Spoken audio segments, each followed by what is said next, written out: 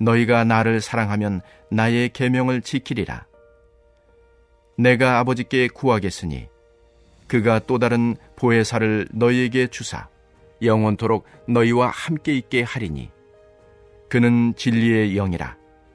세상은 능히 그를 받지 못하나니 이는 그를 보지도 못하고 알지도 못함이라. 그러나 너희는 그를 아나니 그는 너희와 함께 거하시며 또 너희 속에 계시겠음이라. 내가 너희를 고아와 같이 버려두지 아니하고 너희에게로 오리라. 조금 있으면 세상은 다시 나를 보지 못할 것이로되 너희는 나를 보리니 이는 내가 살아있고 너희도 살아있겠음이라. 그날에는 내가 아버지 안에 너희가 내 안에 내가 너희 안에 있는 것을 너희가 알리라. 나의 계명을 지키는 자라야 나를 사랑하는 자니 나를 사랑하는 자는 내 아버지께 사랑을 받을 것이요 나도 그를 사랑하여 그에게 나를 나타내리라. 가룟신 아닌 유다가 이르되 주여 어찌하여 자기를 우리에게는 나타내시고 세상에는 아니하려 하시나이까? 예수께서 대답하여 이르시되 사람이 나를 사랑하면 내 말을 지키리니 내 아버지께서 그를 사랑하실 것이요 우리가 그에게 가서 거처를 그와 함께 하리라. 나를 사랑하지 아니하는 자는 내 말을 지키지 아니하나니 너희가 듣는 말은 내 말이 아니요 나를 보내신 아버지의 말씀이니라. 할렐루야. 오늘도 말씀으로 하루를 여는 모든 성도님들이 우리와 늘 함께 하시고 도우시는 성령님 안에 거하며 살아가기를 간절히 축복합니다. 혹시 셰르파라는 말을 들어보셨나요? 등산을 좋아하시는 분이라면 한 번쯤은 들어보셨을 텐데요. 지구상에서 가장 높은 산으로 알려진 에베레스트 산을 오를 때 꼭 필요한 네팔 현지 산악인을 셰르파라고 합니다. 에베레스트 산에 오르기 위한 성공은 이 셰르파에게 달려 있다고 해도 과언이 아닌데요. 이들은 고지대에 살기 때문에 고지대에 적응이 되어 있고 풍부한 등반 경험을 바탕으로 여러 가지 돌발 상황에 대처 가능한 사람들이라고 합니다. 이들은 길을 안내하여 목적지까지 무사히 이끌어주는 스승이자 안내인 그리고 도우미 역할을 감당해 줍니다. 이렇게 에베레스트 산을 등반할 때 셰르파가 필요한 것처럼 우리가 구원의 길로 향하는 삶의 여정에도 꼭 필요한 분이 계십니다. 그분이 바로 오늘 본문에 등장하는 보혜사 성령님이십니다. 오늘 우리가 읽은 말씀은 예수님이 이제 하나님께로 돌아가신다고 이야기하시며 마지막으로 제자들에게 당부하는 말씀입니다. 유언과 같은 이야기지요. 예수님이 떠나시며 제자들에게 꼭 들려줘야 하는 말씀, 지켜야 하는 말씀을 이야기하고 계시는 겁니다. 요약해 보자면 제자들이 예수님을 믿고 사랑한다면 예수님께서 전하신 말씀, 계명을 꼭 지켜야 한다는 것이고 예수님께서 하늘로 올라가셔서 제자들과 함께하지 못할지라도 계속해서 그 계명을 지키는 일을 그만두지 말아야 한다고 이야기하고 계시는 겁니다. 그러면서 예수님께서는 너희를 고아와 같이 내버려 두지 않겠다고 약속하시면서 보혜사 성령을 보내심으로 너희와 항상 함께 있겠다고 말씀해 주고 계십니다. 그런데 여러분, 우리 눈에 보이지 않는 성령님을 우리는 어떻게 믿을 수 있을까요? 이어령 선생님이 자신을 미크리스천이라고 소개한 적이 있다고 합니다. 그 이유인 즉슨 그리스도인이 아직 되지 않은 사람, 예수님을 믿긴 하는데 부활과 성령님까지는 믿을 수 없어서 자기를 미크리스천인이라고 이야기했다고 합니다. 맞습니다. 우리가 예수님을 믿는데 가장 중요한 걸림돌이 되는 것이 어쩌면 이 부활과 성령님이실 것입니다. 그래서 오늘 우리는 이 성령님을 어떻게 경험하고 이해할 수 있는지 오늘 말씀을 통해 함께 알아가려고 합니다. 오늘 우리가 읽은 말씀에서 우리가 예수님이 보내주신 성령님과 함께하고 있음을 경험하고 알기 위해서 필요한 전제 조건이 있다고 이야기합니다. 우리 20절 말씀을 함께 읽겠습니다. 그날에는 내가 아버지 안에 너희가 내 안에 내가 너희 안에 있는 것을 너희가 알리라. 아멘. 이 말은 일심동체가 된다는 의미입니다. 즉 내가 하는 말이 내가 하는 행동이 하나님의 뜻을 이루는 것이 되고 예수님이 가르친 바를 실천하게 된다는 의미입니다.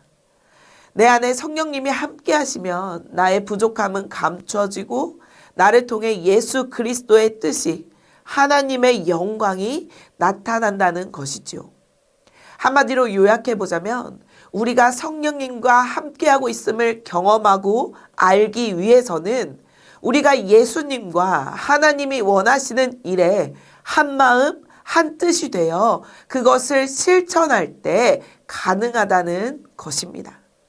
그러면 예수님과 하나님께서 우리가 그분 안에 거할 수 있도록 우리에게 하라고 하신 일, 명하신 일, 지키라고 한 것은 무엇일까요?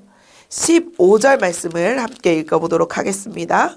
너희가 나를 사랑하면 나의 계명을 지키리라. 아멘. 예수님은 우리에게 계명을 지키면 너희가 내 안에, 아버지 안에 거할 수 있다고 말씀하십니다. 이 계명이 무엇일까요? 바로 사랑이지요. 우리는 예수님을 사랑하는 사람들입니다. 예수님을 사랑할 때 우리는 예수님과 함께 있다는 사실을 경험할 수 있습니다. 여기서 말하는 사랑은 결국 하나님 사랑과 이웃 사랑을 이야기합니다. 구체적으로 보이지 않는 하나님에 대한 사랑을 나의 가족, 이웃을 사랑하며 살라는 예수님의 계명을 의미하죠. 예수님의 생애를 통해 우리에게 알려주신 사실은 딱 한 가지, 바로 사랑밖에 없습니다. 우리의 편견이나 오해를 거두고 혐오를 멈추고 모든 사람을 우리의 이웃으로 가족으로 품고 살아가는 것이 예수님이 우리에게 가르쳐 주신 계명입니다. 나를 사랑하면 내 가족, 아파하는 내 이웃의 편에 서서 함께 울라라는 계명을 지키는 것으로 우리가 예수님을 사랑한다는 사실을 증명하는 것입니다. 그리고 그 순간 우리는 비로소 성령의 임재를 경험하게 된다고 오늘 본문 말씀은 이야기하고 있습니다. 17절 말씀을 보면 보혜사 성령은 진리의 영이라 세속의 사람들, 말로만 하나님을 사랑을 외치는 사람들은 보지도 못하고 알지도 못한다고 이야기하고 있습니다. 반대로 예수님을 사랑하는 사람들, 달리 말하면 예수님의 계명을 지키며 사랑하고 포용하고 이해하고 기꺼이 그들의 이웃이 되어주는 그리스도인들이라면 우리는 성령님을 알게 되고 그가 우리와 함께 하신다는 사실을, 우리 안에서 역사하고 우리를 이끄신다는 사실을 알게 된다고 이야기하고 있는 것입니다. 오늘 우리가 읽은 본문에 따르면 성령님이 임재하셔야 우리가 달라지는 것이 아니라 성령님이 어떠한 힘을 써서 우리의 믿음이 더 견고해지는 것이 아니라 우리가 예수님에 대해 더 배우고 아는 만큼 예수님의 뜻, 예수님의 계명을 따르겠다 결단하고 실천할 때에 성령님이 우리 안에 거하시고 그분의 존재를 경험하며 더욱 사랑할 수 있는 힘과 믿음을 주심으로 우리를 돕는다는 것을 우리는 알 수 있습니다. 어쩌면 우리는 그동안 신앙생활을 반대로 하는 경우가 많이 있었던 것 같습니다. 내가 예수님을 사랑한다는 표현을 많이 하면, 사랑한다는 말을 많이 하고 기도를 하면 예수님께서 우리 마음에 성령을 보내주시지 않을까 하는 생각을 하기도 합니다. 그렇게 성령을 받으면 무엇이든 할 수 있다 자신하기도 합니다.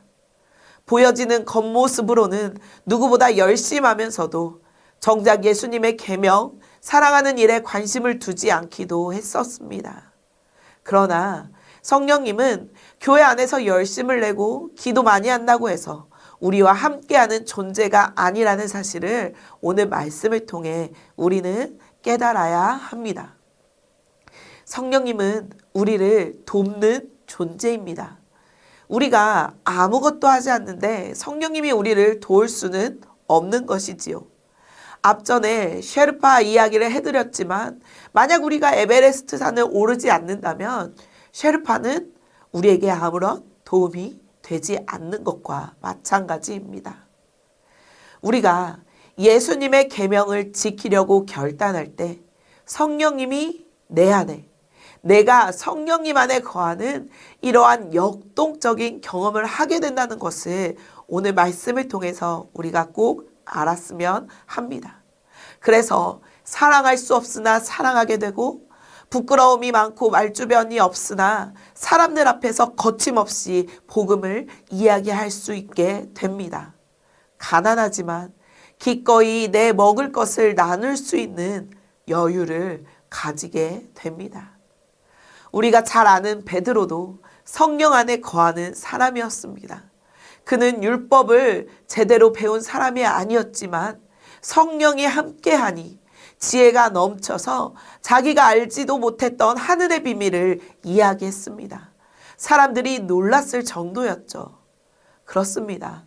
우리가 예수님을 믿게 되면 우리는 예수님의 계명을 따르게 되어 있습니다. 그 계명을 따라 사랑하고 실천하면 성령님이 우리에게 지혜와 명철을 주셔서 우리의 삶, 우리의 사역을 도우십니다. 꼬마 다윗이 큰 골리앗을 물리친 것처럼 아무 힘도 없는 내가 하나님의 크신 뜻을 이루는 사람이 되는 것입니다. 종교적 열심이 아닌 믿음과 행함으로 성령님의 도우심을 받을 때 가능해지는 일입니다.